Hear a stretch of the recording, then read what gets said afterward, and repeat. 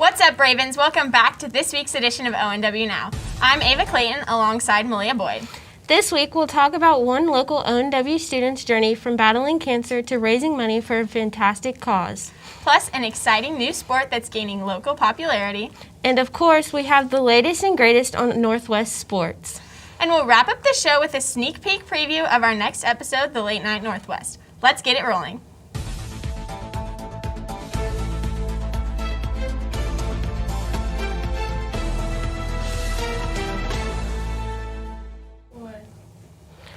Charlie Walsh is a local ONW student who's turning his early childhood cancer battle into a chance to support and help others who were once in his shoes. Holly McCormick and Annabelle Glasscock have more on the story. At the age of 2, Charlie Walsh, an ONW student, was diagnosed with a brain tumor called ATRT, which is an aggressive type of cancer. His first tumor was discovered right before he was 3 years old.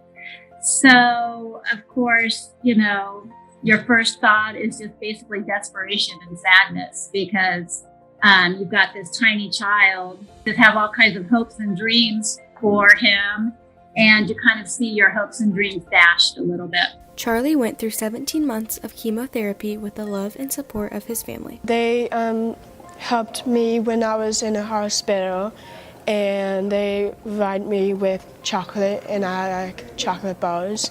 We were surrounded by family that just jumped right in to help take care of us.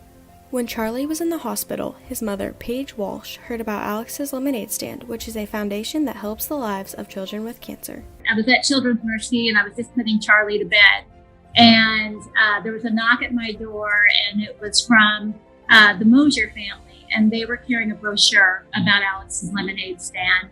Alex's Lemonade Stand was founded back in 2005 after a little girl named Alex lost her fight to cancer. So Alex's Lemonade Stand Foundation, we raise money for research. If you talk to a family of a child who had cancer, they're going to tell you that they want a cure, right? So the majority of the money that we raise goes to research, but we also do things to help families to travel for treatment. One of Charlie's favorite memories from Alex's Lemonade Stand was meeting his good friend Alex Gordon. He called me and he's saying, Charlie, I'm going to do something for you tomorrow night. That night, Alex Gordon wore a yellow sweatband around his wrist, and at his first at-bat, he hit a home run just for Charlie. He's my favorite baseball player. He gives great hugs, smiles a lot, and I like that. Miss Marriott in her IPS class started a virtual fundraiser for Charlie to help research to find better treatments and cures for childhood cancer. Charlie's class, they decided to have an Alex's Lemonade Stand fundraiser. And because of COVID, it's virtual. But again, it's really important that we raise money for research to bring about these cures. Charlie's fundraiser started back in February and ends on March 27th. The fundraiser not only helps earn money, but brings awareness to childhood cancer. So the thing about kids like Charlie, and Charlie for sure, is that, behind the scenes, what kids have to go through when they've had chemo is a lifelong battle. They may look like things are okay, but there are all these side effects. Charlie had a secondary cancer because of his treatment, and that happens to these kids all the time. Something, sadly, that isn't going away. But what we can do is spotlight that the treatments that are being used on children can bring on such awful long-term side effects that things have to change. We have to find new treatments.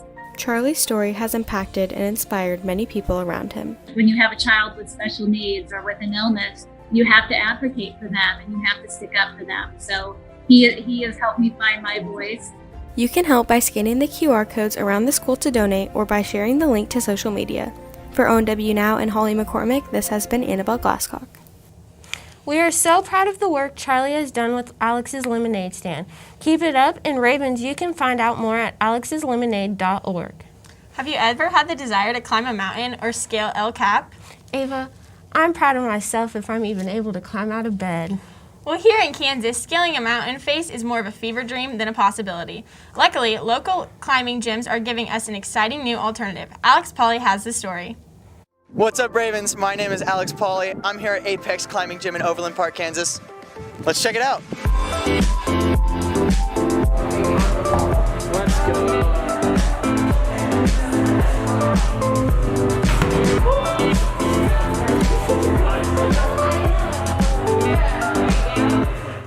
People have been climbing rocks for thousands of years, but sport climbing in indoor gyms first began in the 1980s.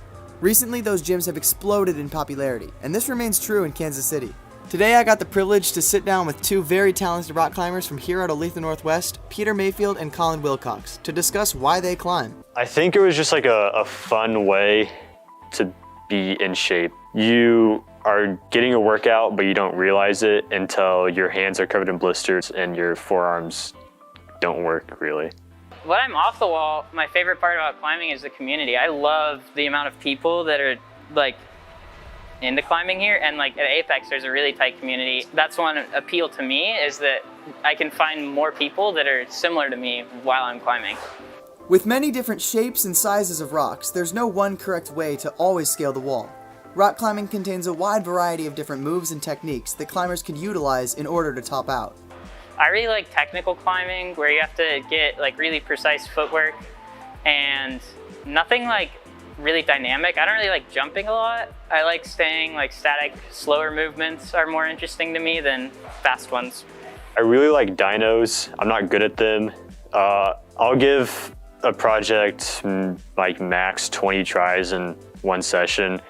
But to get around it, that's when like your actual training comes in. So training on the hangboard, on the cluster walls, practicing pull-ups and a bunch of other stuff, but also getting beta advice from other climbers as well helps. Getting the beta, specific instruction on how to complete a climb, can be crucial for the route you're trying to send. Working with others and figuring out these steps can be a very rewarding experience. Even though we're working individually, we like work out together as a team to like encourage each other, and like even though you're climbing the walls individually, you have your team with you to encourage you and just be there. I asked each of the boys for one piece of advice for new climbers, as this sport is still growing and reaching new audiences all the time. Don't be super aggressive on the wall. You know, take your time and learn the technique first, because strength can only get you so far. Have fun. Just enjoy yourself. Yeah, that's it. For ONW Now, this has been Alex Pauly. Getting into rock climbing can be a difficult thing, but if you harness your skills, you'll be able to rock at it. Ava, that's a bunch of boulder dash. Get a hold of yourself. Okay, enough rock climbing puns.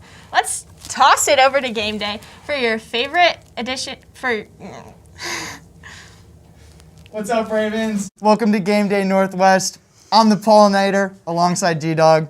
I cannot believe they just made us say that. Today we got girls basketball and boys basketball, state bowling, and state wrestling. Wednesday night, the ONW Lady Ravens basketball team took on the Gardner-Edgerton Trailblazers. The Ravens were looking to take home a revenge dub, but the Blazers started off strong, getting right into their rhythm, taking an 18-2 lead to end the first. However, the Ravens came out with a vengeance in the second, going on an 18-5 run, led by freshman Skylar Pierce to bring the game to 23-20 to end the half. Yeah, wild first half there, and the Raven girls kept up their energy. The very physical game continued. The Blazers kept the lead and ended the third quarter, leading 36-30. Both teams were in and out of rhythm in the fourth, and the Ravens took back the lead with a little under 2 minutes left to play. It was looking hopeful, but sadly the Blazers came out on top, ending the game 52-46. Pierce had a monster game, finishing with 21 points, 7 rebounds, 6 blocks, and 4 steals. Sadly, this ended the girls' season, but they had a great one, ending with an 11-12 record. The team is young and has a lot of potential. We're very excited to see where they will go next season. Thank you to senior Holly McCormick on her accomplished career. Your shooting, leadership, and humor will be missed. On Tuesday, our men's basketball team faced off against Lawrence in the first round of their sub-state. Lawrence has only lost one game this season, so this was going to be a tough matchup for our Ravens. The boys started off well with a score of 12-9 at the end of the first quarter, but struggled to get the offense going later in the game, resulting in a loss to the Lawrence Lions. The boys had a great season with many quality wins, and they'll be losing seniors Ethan Kemp, Max McGavran, Brady Robinson, and Ethan Guss. They still have a lot of young talent on the come-up, leaders like Zay Dejani, Ethan Rains, and Alex Ling to help the team next year. Boys, great season. Next, we'll take it to Josh Burton, who sat down with one of our Star Raven bowlers, talk about her trip to state. This is my second year bowling overall. I bowled for the school last year, and that was my very first time ever. This season, my average has gone up 30 pins, and I'm a lot more consistent with my strike and spare ball. My personal goal is I would love to place top 20 because that's where you medal, and I would like to bowl a 550 series. I hope to just do as well as I can, and even if it is not that high, I still know that I made it in a 6A school. He's actually warming up right now in Really? Wichita. Good Go for her. mow him over. Last Friday, boys and girls wrestling had a state competition. Noah Sharp competed and won his second round match and went to finish 6th overall. Lucas Conover competed and won his first round and went on to finish 4th overall. Caroline Fowler and Chloe Harris both competed as well. Great job to these 4 wrestlers for repping us proud at state. That is all for game day today, Ravens. Make sure to get excited for the spring sports. I cannot wait for tennis. Oh my gosh, it's going to be amazing. We'll throw it back over to the desk. Thank you both for a fantastic recap of this past week's sports. And shout out to all of those who tried out for spring sports. We wish you all the best in your seasons, and hopefully this year we actually have a spring sports season. Yeah, you and me both. Now, before we leave you, Ravens, we have a quick advertisement for the next episode of Late Night Northwest Show. Let's take a look.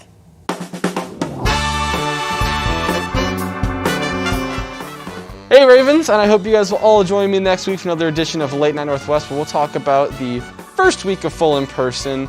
Slavin and McLeod will do your favorite science experiments, and your favorite teachers react to your favorite TikToks. And hopefully this week we don't get canceled. I hope to all tune in next week.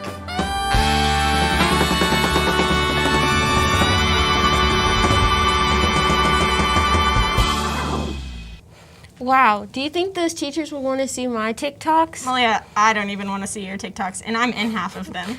I'll just pretend I didn't hear you say that. But that's all we have for you this week, Ravens. Thank you all so much for watching, and don't forget to check out all of our social medias at ONW Raven Daily and our website, theravendaily.com. From all of us here at the Raven Daily Studio, I'm Ava Clayton alongside Malia Boyd, and we'll catch you next week. Stay safe and have a great day, Ravens.